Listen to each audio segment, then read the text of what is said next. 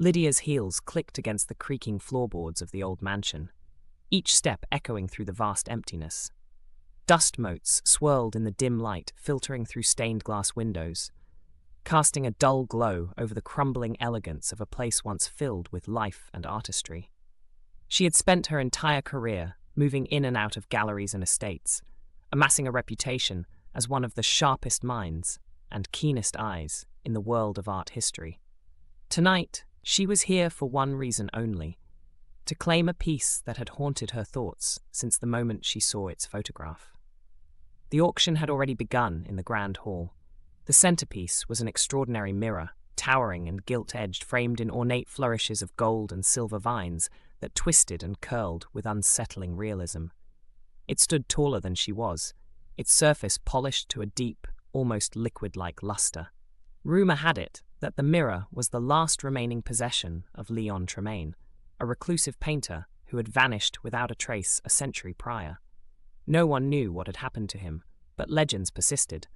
Claims that the mirror had held his reflection long after he disappeared. Lydia dismissed the legends with a slight smirk. Superstitions, she thought, were for those who lacked discernment. Her eyes lingered on the mirror's surface, catching a flicker, a hint of movement perhaps, but she dismissed it as a trick of the dim light.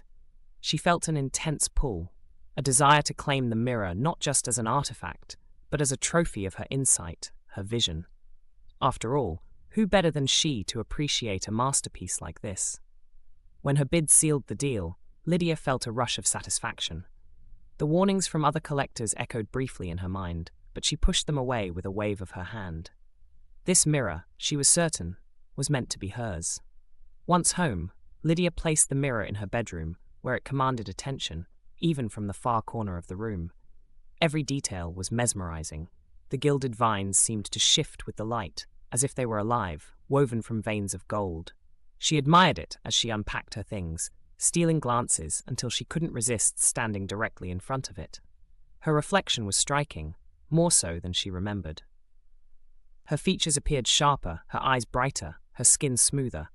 She tilted her head slightly, catching the play of shadow across her cheekbones. It was as if the mirror itself had gifted her an aura, one that made her beauty undeniable, magnified, perfect. Lydia knew mirrors well enough to know that this one somehow captured more than her mere appearance. It captured her essence, her pride, and returned it in ways that felt intoxicating. The minutes stretched as she lingered in front of the glass. Lydia barely noticed the time slipping by, nor the messages piling up on her phone from friends asking where she had disappeared to after the auction. She felt too enthralled, drawn deeper into her own reflection, as if it had become something alive, something inviting. Her colleagues' and friends' voices seemed distant, irrelevant, as if they belonged to another life.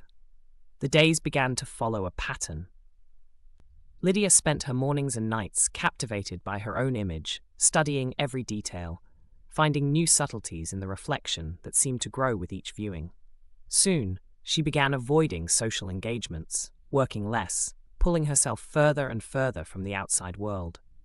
Her world was now the mirror, and what she saw in it, a refined, otherworldly beauty, kept her there. When a friend called with concerns about her absence from a recent exhibition, Lydia's response was curt. Why, she wondered, should she surround herself with people who couldn't understand this rare, exquisite find? She felt superior, her pride blinding her to how her world was shrinking. The mirror was hers, and hers alone to understand and appreciate. But as the nights grew longer, and the shadows in the room seemed to linger just a little longer around the mirror's edges, Lydia began to sense that perhaps she was no longer the only one observing. Lydia's reflection began to change. At first, it was subtle, a lingering expression, a smirk that seemed to stay on her reflection's lips a fraction of a second longer than it should. Sometimes she caught her mirrored self looking at her with a sharpness she hadn't noticed before, a gaze that was almost calculating. She dismissed it as imagination, the effect of long hours and little sleep. But over the next few days, the changes grew bolder, unsettling in ways she couldn't explain. One night, as she stared into the mirror, she noticed her reflection's face held a hint of cruelty, a glint in the eyes that sent a chill crawling down her spine. She shook her head, feeling foolish, but couldn't shake the impression. Her reflection, this other Lydia, was growing bolder, as if it were developing a personality of its own. Then, she started seeing things that weren't there. A slight elongation of her features, shadows curling under her eyes that looked darker, more hollow, like something hungry was hiding in them. Her own lips seemed fuller, too red, curling into a smile that she hadn't intended to make. Each time she blinked, her reflection remained unchanged, its icy, mocking grin taunting her from beyond the glass. A gnawing insecurity grew in her heart, one she hadn't felt before. Her reflection was beautiful, far more so than she had ever seen herself. That creature in the glass was Lydia perfected, the apex of her pride, but it looked nothing like her true self. She became painfully aware of her own imperfections, her flaws, and the stark contrast between them and the figure in the mirror. And deep down, she began to feel that she could never measure up. Desperate for answers, Lydia dug through the painter's notes she'd acquired with the mirror. Her fingers trembled as she read the words of Leon Tremaine, written in the shaky hand of a man unhinged. The mirror reveals the true self, one worthy of beauty, power, but at a price. Look too long, and it will take what it's owed. Lydia's mind raced. Tremaine had spent his last years painting nothing but his own face, lost to a fixation on capturing his truest form.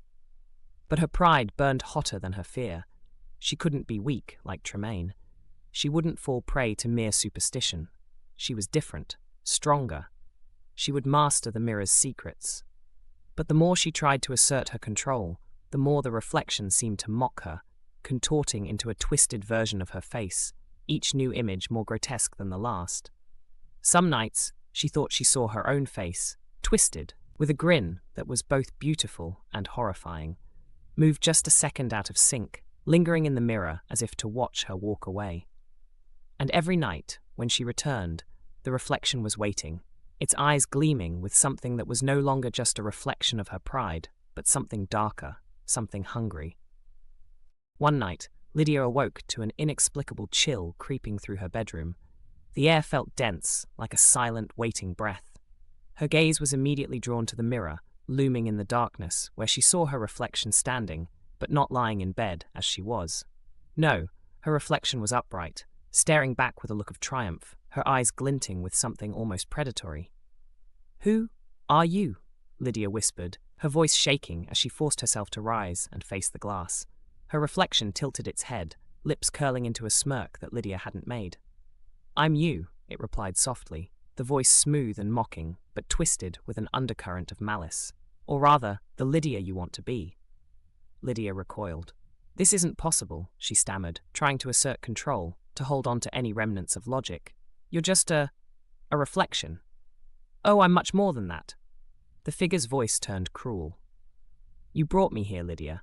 You gazed into the glass so long, hoping to find beauty, power, pride, and I'm here to offer it all to you, but you must let go of your weak self first."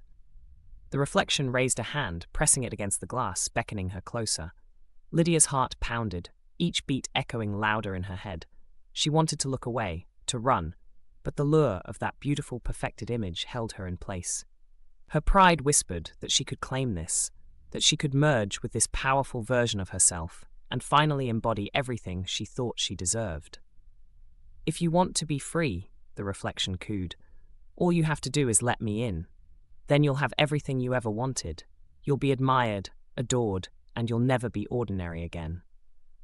A thrill of desire coursed through Lydia, but a flicker of fear clashed against it. She took a shaky step forward, her fingers brushing the icy surface of the mirror. Her reflection smiled wider, its teeth sharp, too white, like a predator baring its fangs. In that moment, Lydia hesitated. She tried to pull her hand away, but her fingers seemed glued to the glass. The mirror's surface pulsed, cold as death, and she felt a tug, like her very soul was being pulled forward. Panic seized her as she watched her reflection's hand twist to lock around her wrist, pulling her closer, tighter against the mirror's surface. Her heart hammered as she fought to pull back, but her body wouldn't obey. The reflection's face loomed closer, its twisted grin widening as it spoke. "Give in, Lydia. You know you want this. Embrace your pride." With a final, desperate gasp, Lydia reached out with her free hand, clawing at the air, but it was too late. The mirror's surface rippled, swallowing her as the reflection stepped through, its form shifting to take on her features in perfect detail. In an instant, Lydia felt herself pulled down, spiraling into darkness. She screamed, but the sound was muffled, trapped within the cold glass. As her vision dimmed, she watched horrified as her reflection, the new Lydia, smiled back at her from the other side, now free, living her life in her place. The next morning, Lydia's friends noticed a change. She seemed more radiant than ever, her beauty sharper, her confidence unshakable, but with an eerie, cold edge that made people uneasy. Her smile held an unfamiliar chill, and her gaze lingered a bit too long, as if weighing each person around her with disdainful curiosity. The new Lydia, or rather the reflection now inhabiting her body, moved through her life with seamless ease, exuding a charm so intoxicating it silenced any doubts or concerns.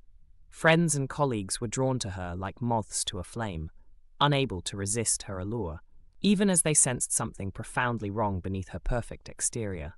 And Lydia, trapped inside the mirror, her voice forever silenced, could do nothing but watch. Her reflection had taken everything, living her life with a perfection and coldness she could never have matched. In the depths of the glass, Lydia's true form twisted, her face pale with despair, her eyes hollow and wide with terror. She screamed, unheard and unseen, a prisoner in her own vanity. But as days turned into weeks, Lydia's once beautiful image in the mirror began to fade, leaving only a faint, ghostly outline of her face, doomed to linger in the glass, forever watching as her reflection, her pride, lived a life stolen from her. Years passed, and eventually the mirror found its way back to the old mansion, left abandoned in the auction house, awaiting a new owner. Its glass glinted in the dim light, whispering silent promises to anyone who would listen. Soon, a new buyer would arrive, someone who, like Lydia, would be drawn to its allure, its beauty, and its silent, hungry power. And in the mirror's depths, a faint, hollow face stared out, Lydia's once proud eyes filled with eternal, silent terror as she waited, helplessly, for the cycle to begin anew.